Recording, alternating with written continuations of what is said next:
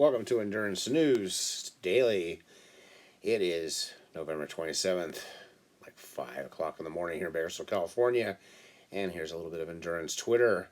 Congratulations to Keira D'Amato setting an American 10-mile record, 51:21 at the women's only race at the Up Dawg Ten Miler in Washington, D.C.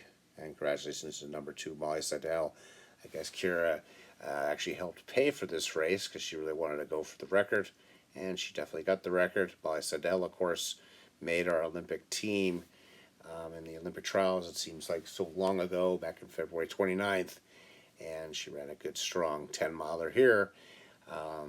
It's interesting that this was a couple days ago. It's interesting that throughout this year, we've had plenty of records fall. Molly Huddle went and broke the hour record, and I think set the 10-hour record on the track. Speaking of track, the Diamond League has got a schedule, as you can see here. It's definitely going to be going on. They're hoping they have 7 meets after the Olympics in Tokyo, which will all be great to have. It was really good to watch a lot of the Diamond League meets this year.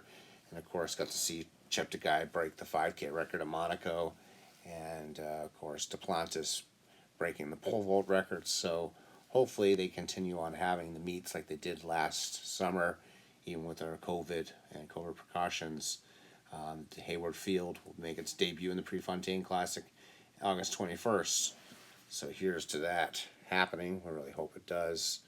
Unfortunately, here in the United States, we've had so many Division I teams dumping their cross-country and track, especially their men's.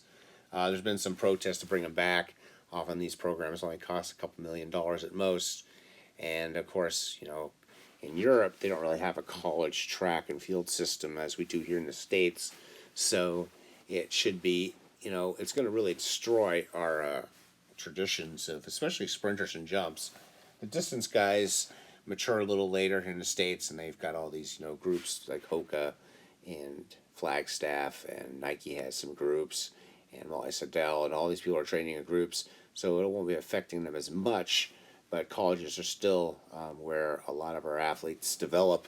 And, of course, a lot of these athletes you see in the world stage compete in the United States as well.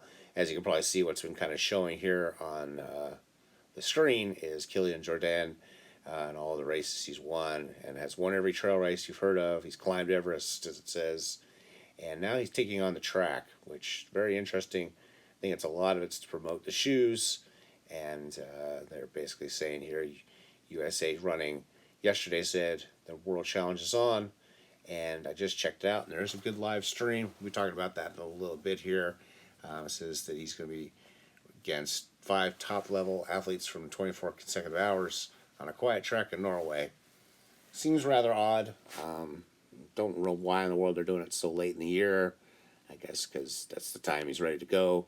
They're going to deal with a lot of darkness and a lot of cold, especially in Norway. It's going to be even colder and darker. I mean, here I'm waiting until 6:30 to go out and run or walk, and then it's dark at 4:30, and I complain. But gosh, I don't know what it must be in Norway. I have like 6 hours of daylight, 4 hours of daylight. Guess I could look up in the internet, but the desert solstice here in the States is also in December, and it gets pretty dang cold there, even though it's in Phoenix, Arizona, and pretty dark. It's his first try. It'll be interesting to see how far he goes. I don't think he's going to get anywhere near Kouros' record, but he might run a fast 100-mile, and he may, do a pretty good performance. So you would hope and think he should just run where there's some competition, but who knows? Be interesting to see. Also, this week's coming up, the RAK Half. Looks like a pretty good field. Brigid, Kosgei, of course, owns the world record. Kiplimo has a half marathon record or close to it, and Sara Hall is going to go. So congratulations to Sara. She's like the only American that showed up in London, and she came in second. And she's been having a really great career considering she's been running great since high school, but she's still running now, almost 20 years later, and really, one of our best marathoners. So interesting to see what goes on with that. This thing bring back the mile.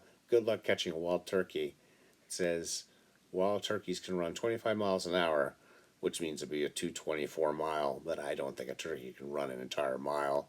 Of course, the world record is 3:43, and the American record is 3:46. Um, and there is another local guy.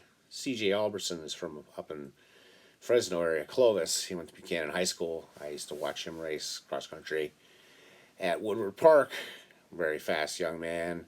And of course, at the Buchanan's multi-million-dollar track. Speaking of that track, a few weeks ago, he went out and broke the American record for the 50K on that track. He's run an indoor marathon, and I think he owns indoor marathon American record. And it looks like he ran a treadmill marathon in 2:09 last weekend. So, very impressive young man.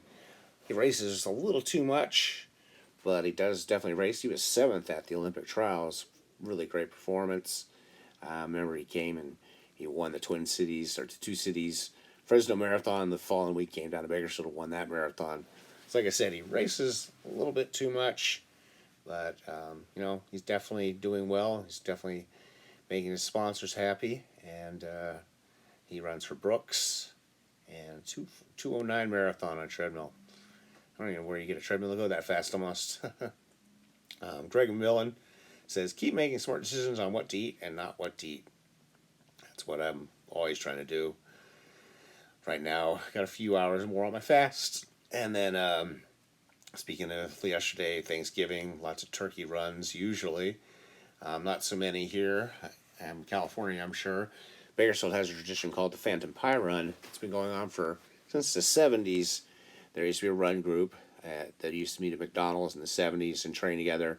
And they came up with an idea, let's get together and do some miles on Thanksgiving morning, 6 o'clock in the morning, and bring out a pie or bring out some dessert and go run and then go back to the family. And over the years, it's not even a race, it just kept getting bigger and bigger. In the past few years, there's been 400 or 500 people from Bakersfield out there. There's no real distance. You just go out and do whatever you want. Some people do a mile or two. Some people do 10 miles, come back. There's just hundreds of people there celebrating around bonfires with pie and dessert and coffee and a little something extra in the coffee. It's a great social event. Tragically, the person who started it passed away a year or two ago in a terrible car accident. He was out riding his bike. I used to see John every morning almost on the bike path riding, and unfortunately he got hit by a car where the bike path crosses the road nearby. So, but on happier news, 2020 U.S. Olympic Trials runner-up, Molly Seidel, by golly, Molly 12, just ran 34:40 for the Atlanta Track Club virtual Peachtree 10K road race while wearing a full turkey contest. And there she is. Look at that. Pretty amazing to run that fast in that little get up. So very fun to see that. Gamillan says, remember, consistency is the key. Find your motivation each day to do everything possible to reach your goal. That's definitely the case if you're liking to get better. And then kind of finish this up with USA Ultra Running has posted the link, and it'll be in the show notes, for Killian's attempt. And it says, key takeaway, it's cold. It was 20 degrees Fahrenheit at the start, and now current weather shows 34. Well, they won't overheat, that's for sure. There is snow on the outside lanes, and they had to salt the inside lanes. Jackets, gloves, and hats. Through 2 hours, joy nights just under Kuros's times. Wow. It says here projected distance was 2:08. Of course, that's, doesn't look much fun, so good luck to him. We'll be following him throughout the day and morning and night. It should be interesting to see how far he does go. And as always,